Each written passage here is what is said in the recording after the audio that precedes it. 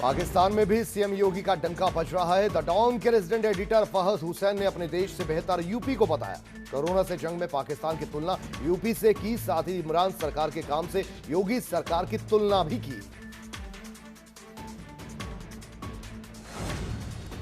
दुनिया में corona virus से अब तक 4,06,747 लोगों की मौत हो चुकी है। संक्रमितों का आंकड़ा 71 लाख पार कर चुका है। अब तक 34,42,559 लोग स्वस्थ भी हुए। वहीं एशिया में संक्रमण के मामले अब तक 34,77,995 का आंकड़ा पार कर चुके हैं।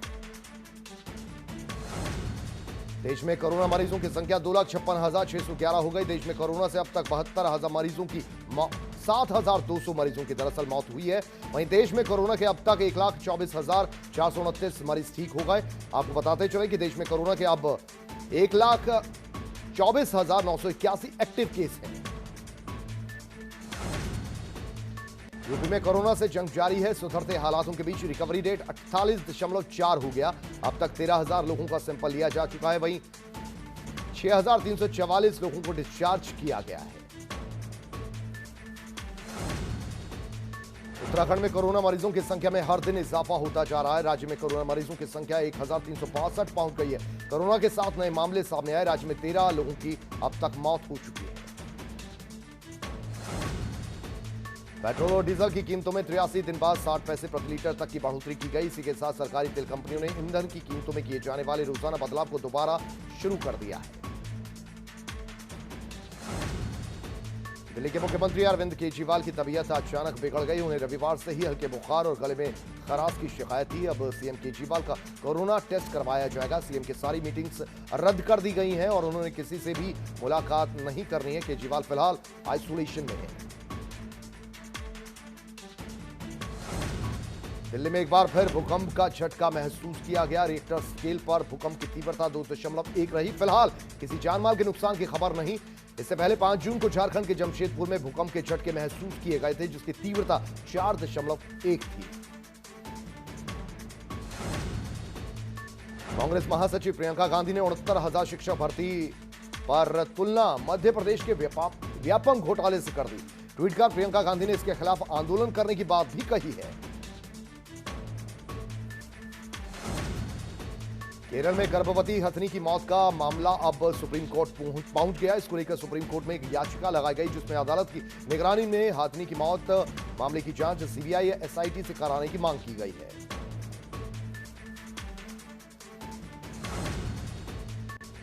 69,000 शिक्षक भर्ती मामले में आंसर की को लेकर सुनवाई पूरी कर ली गई। इलाहाबाद हाईकोर्ट की लखनऊ बेंच में हुई सुनवाई और कोर्ट ने फैसला सुरक्षित रख लिया है। आंसर की मामले में 10 जून को फैसला आएगा।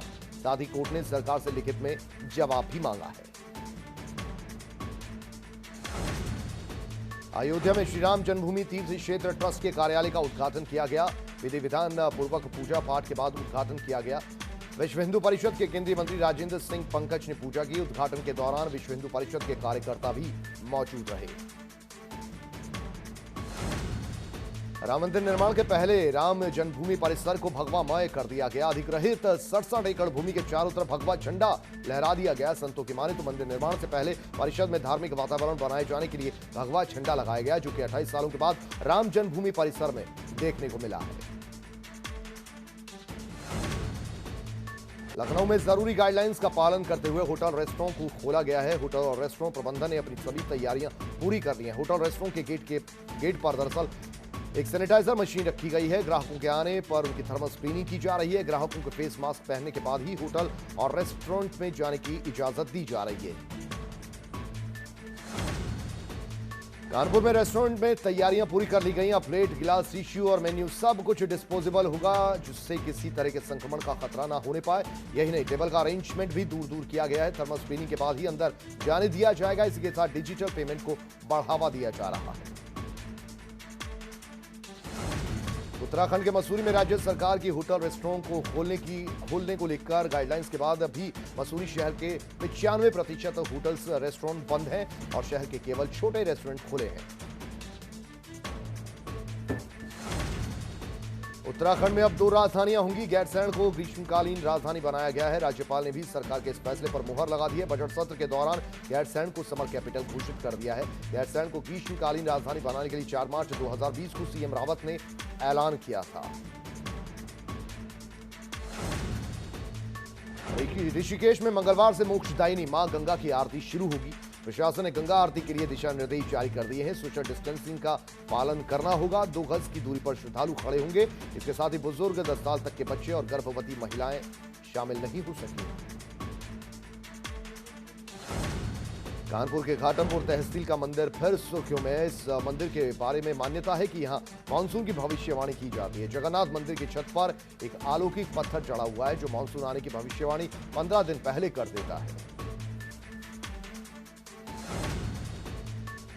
चंपावत में लॉकडाउन के कारण करीब 75 दिन बाद कामकाज शुरू हुआ, जिसमें अनलॉक 1 में होटल, रेस्टोरेंट और धार्मिक स्थलों को खोल दिया गया। होटल, रेस्टोरेंट खोलते ही बाजार में लोगों की भीड़ देखने को मिली। केंद्र और राज्य सरकार की गाइडलाइंस के मुताबिक होटल, रेस्टोरेंट और धार्मिक स्थलों पर आने जाने वाले व्यक्तियों को आरोग्य सेतु ऐप और मास्क लगाने के साथ ही सोशल डिस्टेंसिंग का पालन करना होगा।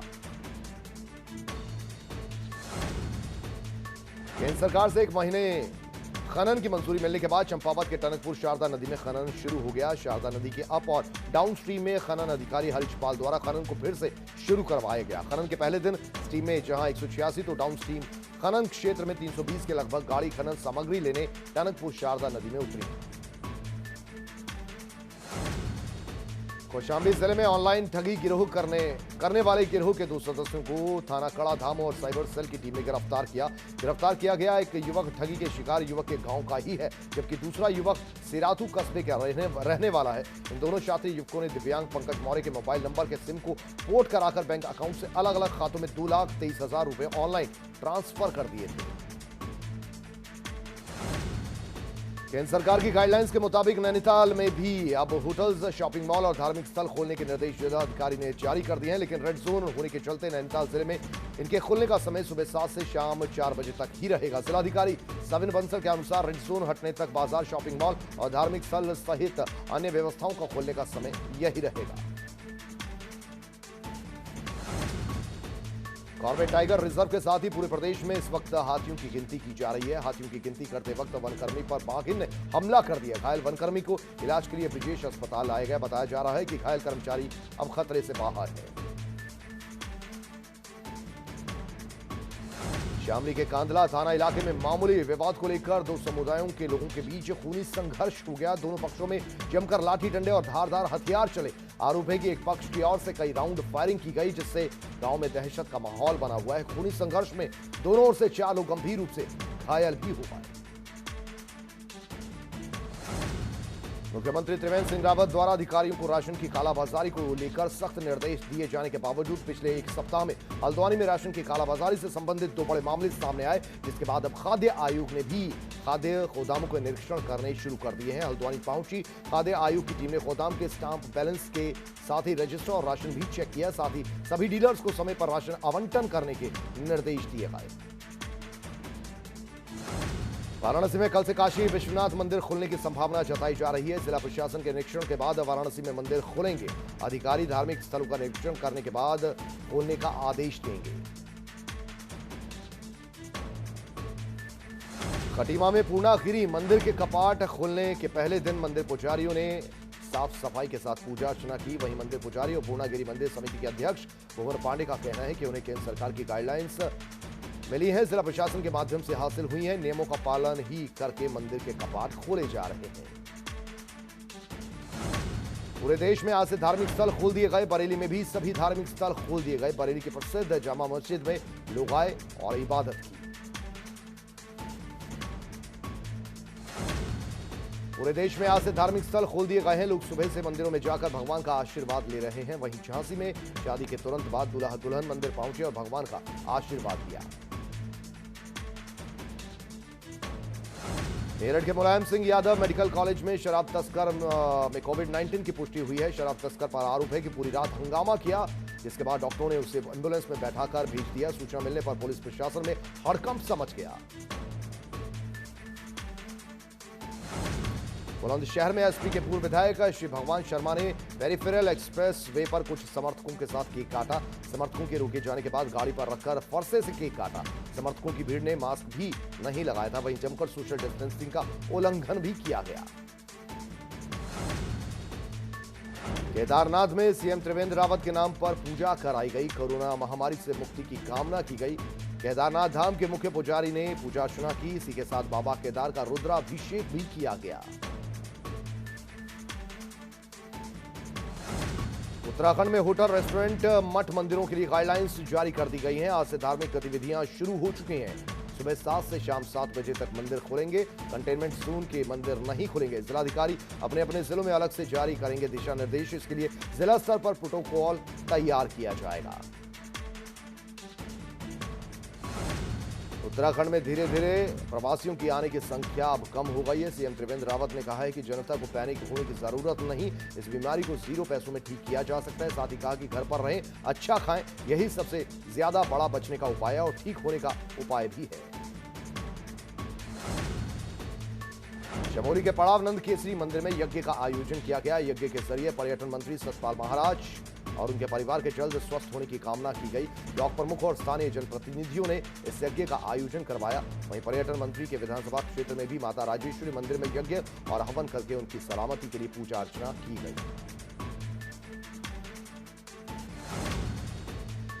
उधम सिंह नगर के सरकारी स्कूल के विद्यार्थियों को कोरोना काल में पढ़ाई का नुकसान हो रहा है। लॉकडाउन के चलते लगभग 2.5 महीने से सभी विद्यालयों में शिक्षा कार्य ठप पड़ा है। प्राइवेट स्कूल के विद्यार्थी घर पर ही ऑनलाइन पढ़ाई कर रहे हैं, जबकि सरकारी स्कूलों के विद्यार्थियों का कोई सिस्टम न होने के कारण बच्चे पढ़ नहीं पा रहे। इसको देखते हुए उधम सिंह नगर जिला प्रशासन ने शिक्षा विभाग के साथ एक बैठक का आयोजन किया।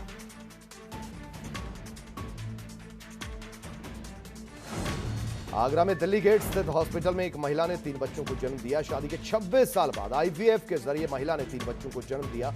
हॉस्पिटल में 3 बच्चों को जन्म से पूरे इलाके में दरअसल ये पूरा मामला चर्चा का विषय बना हुआ है। उत्तराखंड के जंगलों में वन्यजीव प्रेमियों के दीदार करने का अवसर फिर से उन्हें मिलने जा रहा है। नेशनल टाइगर कंजर्वेशन अथॉरिटी ने राज्य में नेशनल पार्क और सेंचुरी को खोलने की सशर्त गाइडलाइंस जारी की हैं। एनटीसीए की गाइडलाइंस के मुताबिक जल्द राज्य के सभी वन्यजीव अभयारण्य और नेशनल पार्क खोले जाएंगे। चंपावत के टनकपुर में क्वारंटीन सेंटर की जगह घर में कोरोना पॉजिटिव युवक मिले, जिस पर टनकपुर कोतवाली पुलिस ने मुकदमा दर्ज कर दिया। पुलिस के मुताबिक दिल्ली से आए युवक को सैलानी गोट क्वारंटीन सेंटर में रखा गया था, जिसकी जांच सैंपल 21 जून को लेकर लैब में भेजे गए थे। कोरोना पर रोकथाम और व्यवस्थाओं का जायजा लेने के लिए केंद्र सरकार की एक 3 सदस्यीय टीम हल्द्वानी पहुंची, जहां उन्होंने कोरोना के चलते की गई व्यवस्थाओं का निरीक्षण किया। ये टीम सबसे पहले हल्द्वानी के मोतीनगर कोविड-19 केयर सेंटर पहुंची, जहां उन्होंने सीएमओ और अन्य उच्च अधिकारियों के साथ व्यवस्थाओं का फीडबैक लिया और क्या कुछ बेहतर किया जा सकता है, इस पर चर्चा की गई। छत्तीसगढ़ में दरअसल छत्तीसगढ़ से झांसी काम करने अपने परिवार के साथ आए प्रवासी मजदूर आज भुखमरी की कगार पर हैं। जिस ठेकेदार के साथ ये मजदूर काम कर रहे थे, वो ठेकेदार इन मजदूरों को लॉकडाउन के बाद अकेला छोड़कर फरार हो गया। आरोप है कि ये मजदूर जब भी अपने ठेकेदार को फोन करते हैं तो वो फोन नहीं उठाता। इन गरीब मजदूरों के सामने अपने परिवार के लिए 2 वक्त की रोटी के लाले भी पड़ता है। चंपावत में कोरोना वायरस के बढ़ते प्रकोप को देखते हुए कोरोना वॉरियर्स ने नुक्कड़ नाटक कर लोगों को जागरूक किया। नाटक के जरिए लोगों को कोरोना वायरस के खतरे को बताते हुए उनसे बचने के उपाय बताए गए। साथ ही सोशल डिस्टेंसिंग के नियमों का पालन करने की सलाह दी गई।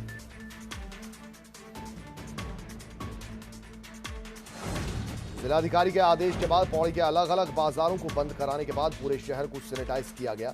इसके साथ ही लोगों से अपील की गई है कि वो अपने घर का कूड़ा इधर उधर ना डालें, बल्कि नगर पालिका की तरफ से लगाए गए कूड़ेदान में ही अपने घर के कूड़े को डालें।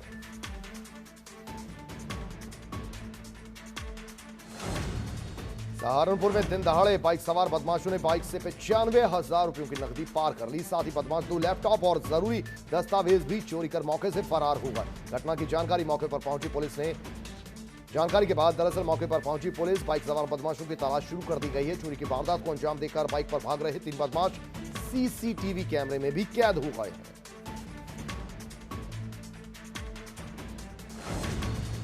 देहरादून में 80 साल की कोरोना मरीज की मौत हो गई, जिसके बाद निजी अस्पताल कैलाश पर सवाल खड़े होने लगे हैं। खुद दून मेडिकल कॉलेज प्रबंधन ने कैलाश अस्पताल की कार्यप्रणाली की शिकायत सीएमओ देहरादून को की है, जिसके बाद अस्पताल से जल्द कोरोना मरीजों की मौत पर जवाब तलब हो सकता है। पेट्रोलियम पदार्थों की कीमतों में बढ़ोतरी का कांग्रेस ने पुरजोर विरोध किया। पिथौरागढ़ डीएम ऑफिस में कांग्रेस कार्यकर्ताओं ने प्रदर्शन कर अपना आक्रोश जाहिर किया। प्रदर्शनकारियों का कहना है कि कोरोना वायरस के कारण लोग बेरोजगार हो रहे हैं, वहीं केंद्र सरकार बेतहाशा महंगाई बढ़ाती जा रही है। देश में लगातार बढ़ रहे कोरोना मामलों को देखते हुए अब तो आम लोगों को कोरोना का डर सताने लगा है, जिसके चलते अब लोगों का रुख प्राकृतिक चीजों की तरफ बढ़ने लगा है। गोंडा में लोग मिट्टी के बने बर्तनों का ज्यादा इस्तेमाल कर रहे हैं। बाजार में इस वक्त मिट्टी का घड़ा मॉडल के रूप में बिक रहा है, जिसमें टूटी लगी हुई है, जिसे लोग बेहद पसंद भी कर रहे हैं और लगातार इसकी खरीदारी भी जारी है। देहरादून में कोरोना संक्रमण को देखते हुए नई व्यवस्था लागू की गई। बुधवार से प्रमुख बाजारों के लिए नियम लागू कर दिए जाएंगे। सुबह 10 से शाम 7 बजे तक चौपहिया वाहनों पर रोक लगा दी गई है। साथ ही ट्रैफिक पर लगाम लगाने के लिए भी फैसला लिया गया। उद्योग व्यापार मंडल समिति और पुलिस की बैठक हुई। बैठक में पुलिस ने व्यापारियों से सहयोग देने की अपील की है।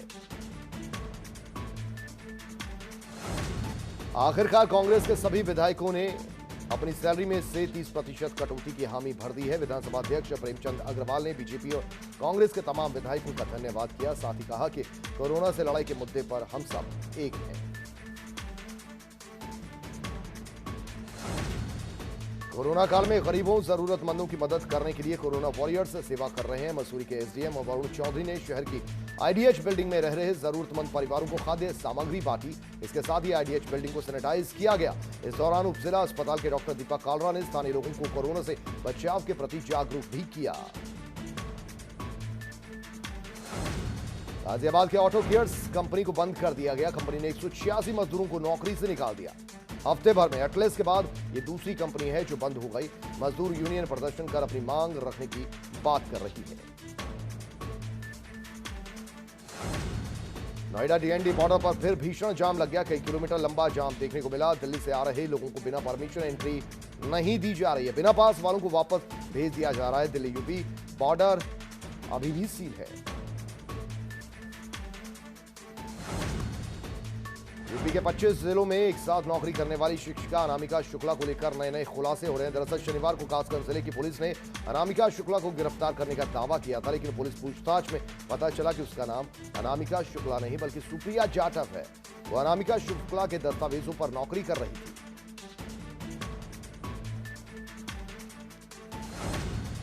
अल्मोड़ा में पानी की समस्या को दूर करने के लिए करोड़ों की लागत से इंटेक वेल बनाया गया, जिससे कि अल्मोड़ा में पानी की समस्या को दूर किया जा सके। अल्मोड़ा में इंटेक वेल तो बन गया, लेकिन पानी की समस्या दूर नहीं हो पाई। लोगों को अभी भी पानी की समस्या से दो चार होना पड़ रहा है। यहाँ कोसी नदी होने के बाद भी लोगों को पानी तक नसीब नहीं हो पा रहा। पीलीभीत में हाईवे पर बाघ देखा गया। लोगों का कहना है कि बाघ कई दिनों से लगातार हाईवे पर देखा जा रहा है। बाघ देखे जाने के बाद आसपास में दहशत है। हाईवे पर अब जाम लगने लगा है, ऐसी आशंका जताई जा रही है कि बाघ कभी भी भीड़ पर हमला कर सकता है। हापुड़ में सड़क पर अचानक गुलदार आ जाने से कार सवार युवक ने टक्कर मार दी। गुलदार कुछ फीट उछलकर बेहोश हो गया। सूचना मिलने पर पहुंची वन विभाग की टीम ने गुलदार को इलाज के लिए भिजवाया है। मैनपुरी में युवक की लाश 17 मई को पेड़ के नीचे मिली थी, जिसमें रिपोर्ट भी दर्ज कराई गई थी, लेकिन पुलिस के ढीलेपन की वजह से अब तक हत्यारों की गिरफ्तारी नहीं हुई। वहीं लोगों का आरोप है कि पुलिस रिश्वत लेकर मामले को दबाना चाहती है। नामजद लोगों के खिलाफ तहरीर देने के बावजूद भी पुलिस ने कोई कार्रवाई नहीं की।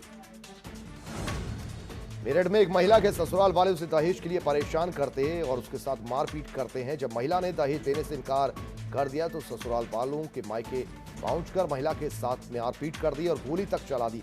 गनीमत यह रही कि महिला को गोली लगी नहीं। महिला ने पुलिस से न्याय की गुहार लगाई है। मेरठ में एक युवक अपने परिवार के साथ किराए के मकान में रहता था, लेकिन लॉकडाउन के बाद से उसने किराया नहीं दिया था। मकान मालिक ने युवक से किराया मांगा। युवक ने पैसे ना होने की बात कही तो मकान मालिक ने किराएदार के साथ मारपीट शुरू कर दी। इतना ही नहीं, उसको मकान से भागने को कहा और सामान भी जब्त कर लिया।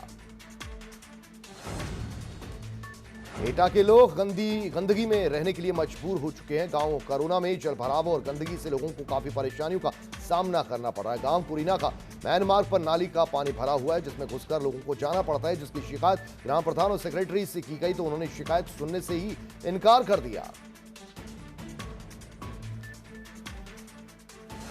गाजियाबाद के लोनी में हादसे का एक सनसनीखेज वीडियो सामने आया। तेज रफ्तार गाड़ी अनियंत्रित होकर युवक को रौंदते हुए चली गई। सिरोली गांव का यह हादसा है, जिसमें मौके पर ही युवक की मौत हो गई। हादसे का वीडियो वायरल हो रहा है।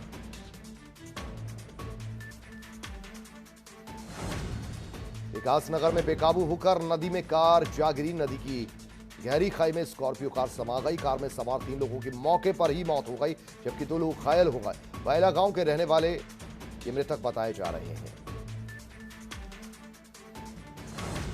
मुजफ्फरनगर में दंगाइयों से निपटने के लिए जिलाधिकारी और एसएसपी ने दंगा नियंत्रण टीम का गठन किया, जिसके चलते हर परिस्थिति से निपटने के लिए जिला प्रशासन की तरफ से शहर के सभी थाना क्षेत्रों में अलग अलग स्थानों पर मॉक ड्रिल किया गया, जिसमें पुलिसकर्मियों को दंगे से निपटने का तरीका सिखाया गया। मेरठ के युवक ने हापुड़ की रहने वाली एक युवती को अपने प्रेम जाल में फंसा लिया और उसके साथ रेप किया। बाद में फोटो को सोशल मीडिया पर वायरल भी कर दिया। पुलिस को जब इसकी सूचना मिली तो उसने आरोपी को गिरफ्तार किया। साथ ही आरोपी ने फेसबुक आईडी और आधार कार्ड को भी फर्जी बना रखा था। मथुरा में एक दूधमुही बच्ची को मां ने मंदिर के दरवाजे पर रखकर वो दरअसल चली गई। स्थानीय लोगों ने इसकी जानकारी फिर पुलिस को दी। मौके पर पहुंची पुलिस ने दूधमुही बच्ची का स्वास्थ्य परीक्षण करवाया। यहां दूधमुही बच्ची को स्वास्थ्य केंद्र के कर्मचारियों ने पहचान लिया और बच्ची के बारे में परिजनों को सूचित कर दिया। सूचना के बाद बच्ची के परिजन मौके पर पहुंच गए, जिनसे बात करने पर पता चला कि यह कदम बेबस मां ने गृह कलेश के चलते उठाया। काशीपुर में वन विभाग की टीम ने मुखबिर की सूचना पर कछुओं की तस्करी कर रहे एक शख्स को गिरफ्तार किया। आपको बता दें, तस्कर कछुओं को खरीदकर कुंडेश्वरी इलाके में बेचने के लिए जा रहा था। वन विभाग की टीम कछुए की तस्करी कर रहे आरोपी को घेराबंदी उसकी करने के बाद गिरफ्तार कर चुकी है। वन विभाग की टीम को मौके से 3 कछुए भी बरामद हुए हैं।